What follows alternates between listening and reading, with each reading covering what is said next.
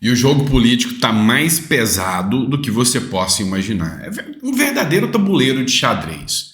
Direita contra esquerda, liberdade contra censura. Enfim, o que a gente pode esperar de toda essa história? O Lula acabou de fazer um convite para o ministro Alexandre de Moraes para rebater, confrontar os atos do 7 de setembro que vão acontecer pelo impeachment do ministro Alexandre de Moraes.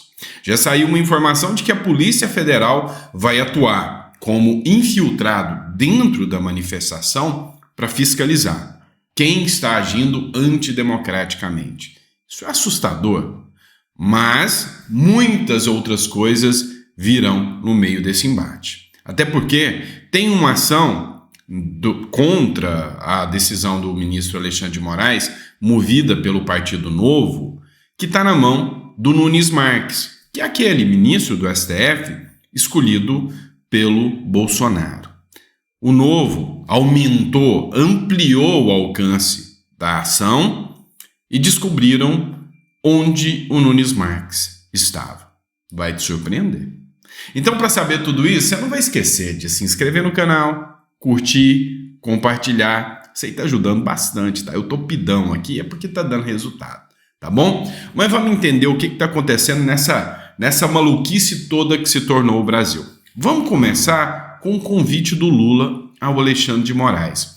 A Vera Magalhães, aquela jornalista que foi fritada pelo Marçal lá no Roda Morta, pois é, ela ficou pistola, falou que o Lula cometeu o maior erro da vida dele ao fazer esse convite para o Alexandre de Moraes. É o seguinte, o Lula convidou o Alexandre de Moraes para participar do 7 de setembro.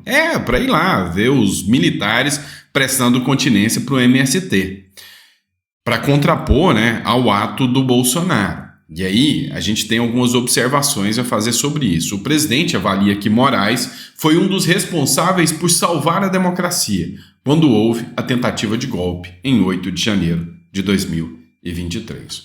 As sinalizações de aliança entre a Suprema Corte Brasileira, entre o Congresso Nacional e o presidente da República é sem precedentes no Brasil.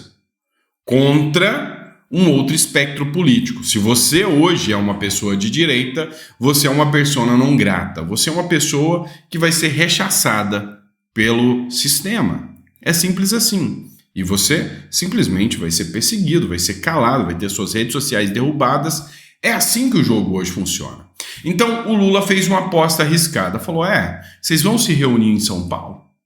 Ok. Eu vou chamar o Alexandre de Moraes. Eu estou declarando uma guerra direta nesse discurso contra vocês, trazendo o Alexandre de Moraes aqui. A Vera Magalhães, ela fez o seguinte comentário. O Lula agiu de maneira inconsequente. Foi um dos maiores erros que o Lula fez. Porque, segundo a Vera Magalhães, o Lula reafirma que o poder do Bolsonaro, mesmo que o sistema já tirou o Bolsonaro da jogada. O Bolsonaro já está inelegível, o Bolsonaro já não pode concorrer a mais nada. E o Lula, ao aceitar essa espécie de provocação, de uma manifestação contra um ministro do Supremo, trazendo esse ministro do Supremo para um outro evento, o Lula vai medir força. E cá entre nós, até a Vera Magalhães sabe que nessa o povo vai estar de um lado, e não é do lado do Lula. Esse é o fato que chamou a atenção da discussão da Vera Magalhães. O ministro Alexandre de Moraes confirmou a presença no 7 de setembro do Lula. Ele vai estar lá. Então, nós teremos duas fotos para o mundo. A foto do 7 de setembro do Lula, sem recursos, sem esquadrilha da fumaça e com o ministro Alexandre de Moraes. E do outro lado, nós teremos um movimento onde é pelo impeachment do Alexandre de Moraes. Qual é a aposta do Lula? Uma grande parte da esquerda tresloucada, ela é aquele tipo de esquerda que, ela fica feliz em te ver indo para o paredão. Então, o Lula postou, por mim, não vai aparecer ninguém nisso aqui. Eu vou tentar aproveitar que o Moraes está com uma popularidade com a esquerda radical. E vou ver se a galera da esquerda radical vem para o evento não ficar minado. A grande realidade é que nós estamos diante de uma guerra. Uma guerra aqui que separou a nação. Direita em São Paulo contra o espectro radical da esquerda que vai estar em Brasília. Qual dos dois vai ganhar mais força nessa história? Pois é, a possibilidade de acontecer um impeachment do ministro Alexandre de Moraes é mínima. É mínima. E a gente vai falar porque vazou qual ministério, né? Como que o Pacheco e o Arthur Lira podem se tornar ministros do Lula. E vai te surpreender. Mas enfim, tem um caso que chamou a atenção, que fez com que essa mobilização do 7 de setembro possa ser maior do que antes. É a retirada do Twitter, do X do Brasil. O Partido Novo entrou com uma ação, essa ação chama ADPF, Ação de Descumprimento de Preceito Fundamental. E sabe, foi sorteado. Caiu na mão de quem? Do Nunes Marques. O Nunes Marques é o ministro do Supremo indicado pelo Bolsonaro. O Novo, quando viu que a ação caiu não num dos indicados do Lula, resolveu dobrar a aposta. Matéria da revista Oeste. Novo pede a Nunes Marques para ampliar alcance de processo sobre o Twitter X. Ou seja, o Novo falou, olha, eu entrei com ação pedindo que você, Nunes Marques, cancele a decisão monocrática do Alexandre de Moraes contra o X. Mas agora eu quero um pouquinho mais. Eu quero que você cancele de uma vez por todas a decisão que a primeira turma tomou também. Cancela, através dessa DPF, que é uma ação inovadora. Ninguém nunca entrou com uma DPF contra uma decisão de um ministro do Supremo Tribunal Federal. Mas assim, na minha visão, eu acredito que, nenhum ministro do STF está a fim de causar conflito com seus próprios ministros agora. Então, não confio muito no Nunes Marques. E onde que ele está? Pois é, a Fabiana Barroso, ela fez uma publicação, ela que é do Braddock Show. Tá puxado. O Cássio Nunes e Caiado estão num navio na Grécia, curtindo o aniversário do Gustavo Lima, e o Brasil esperando o ministro dar uma liminar para suspender o abuso de autoridade do inominável, né? Tamo full, é o que ela escreveu. E aqui ela coloca a matéria aqui que o Ronaldo Caiado e o Cássio Nunes estão, né, a bordo de um iate para 100 pessoas ali no evento do Gustavo Lima, né, no aniversário do Gustavo Lima, que reuniu várias figuras, inclusive da política. Ou seja, a preocupação em resolver o problema do Twitter, X, da censura, é zero, né? É nula. Então, assim, sinceramente, poucas pessoas estão com esperança de que o Cássio Nunes vai reverter essa situação. Outro caso que chamou a atenção foi o Marco Aurélio de Mello. Ele deu uma entrevista onde ele, parecia que ele estava comprando briga com o Supremo Tribunal Federal. Suspender o funcionamento do Twitter X foi uma medida extrema, ou seja, ele fez muitas críticas a isso. Em entrevista ao canal CNN, o ex-ministro do Supremo Tribunal Federal, Marco Aurélio de Mello, afirmou que suspender o funcionamento do Twitter no Brasil foi uma medida extrema por parte de Alexandre de Moraes. A declaração foi feita na manhã de terça-feira, ontem. O juiz disse que, se ainda fosse ministro, não aceitaria a votação por turmas. Ele acha que, por ser um assunto importante, a suspensão do Twitter X deveria ter sido discutida no plenário físico, com todos os 11 ministros presentes. Então, o Marco Aurélio de Mello, decano, já foi presidente do Supremo Tribunal Federal, vem tecendo uma série de críticas à atuação do Supremo Tribunal Federal, que vem dando força.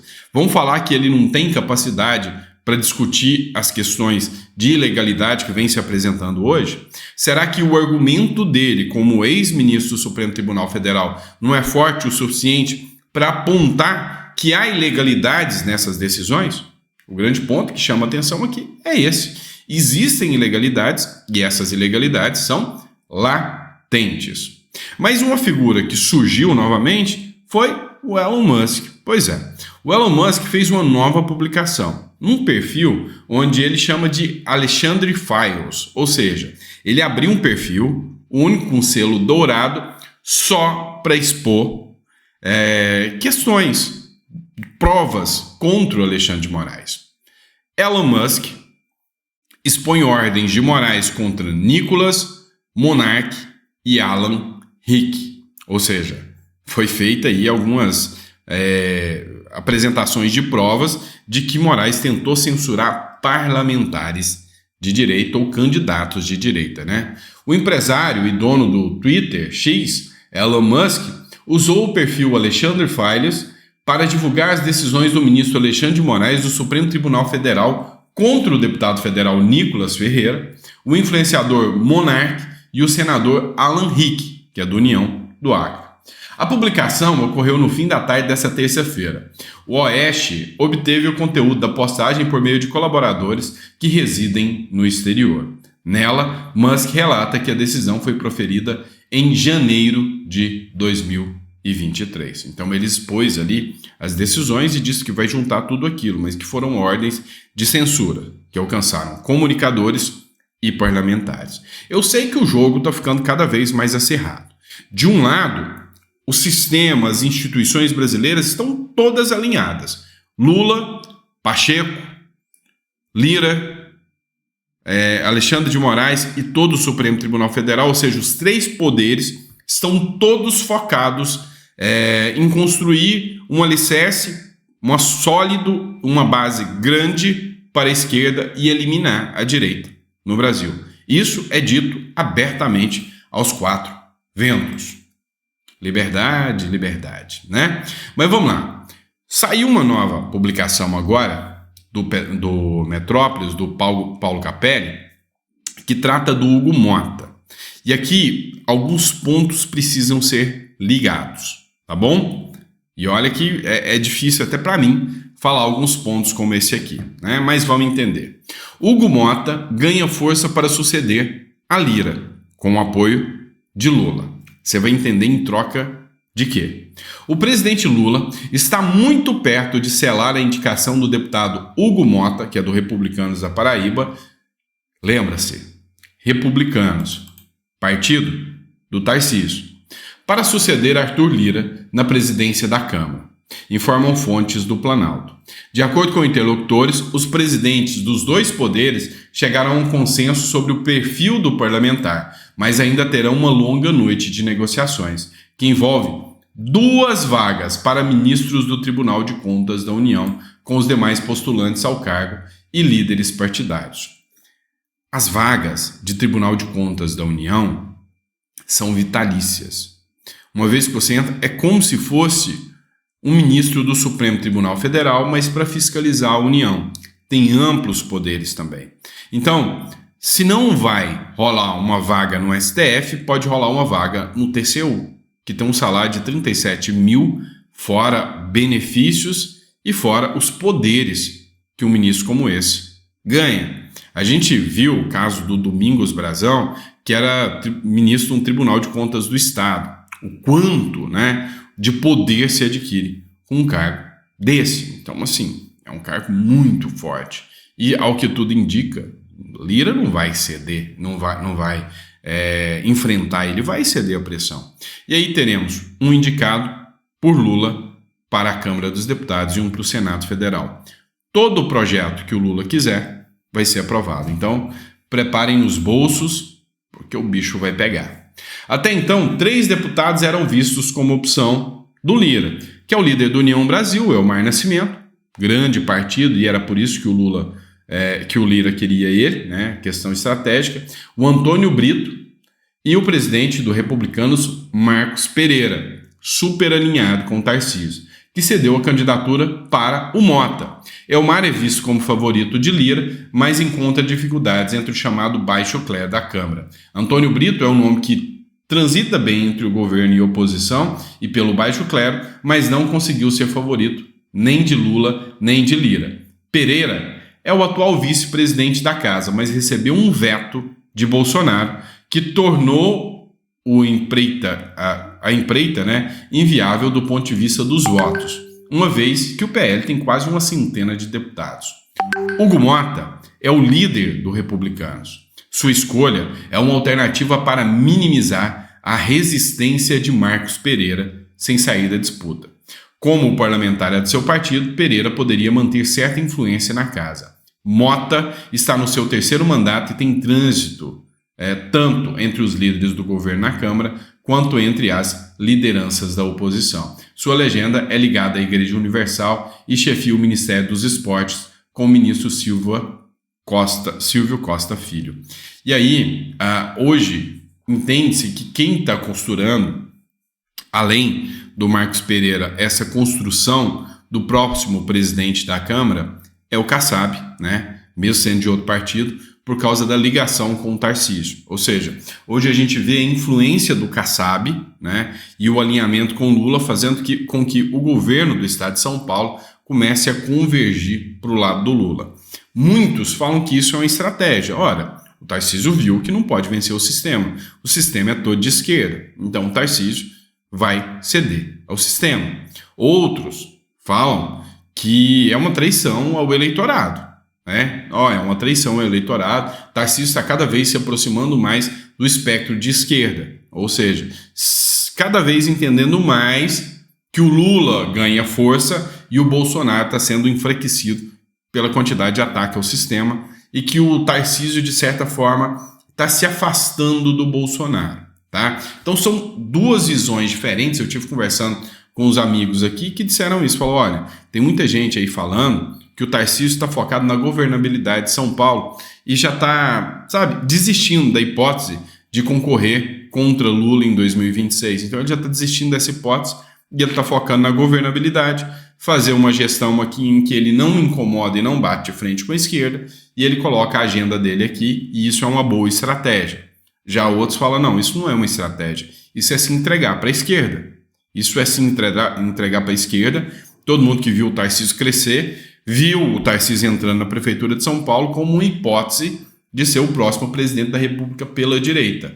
Mas muitos já estão falando que não tem nada de direita, é um belo de um centrão. Pois é, a dúvida fica aí. E eu, depositei muita confiança no Tarcísio, vocês sabem disso. A grande questão é, até onde a gente pode manter essa confiança aí, tá certo? Enfim, mas as coisas continuam indo dentro da mais pura normalidade na República das Bananas do Brasil.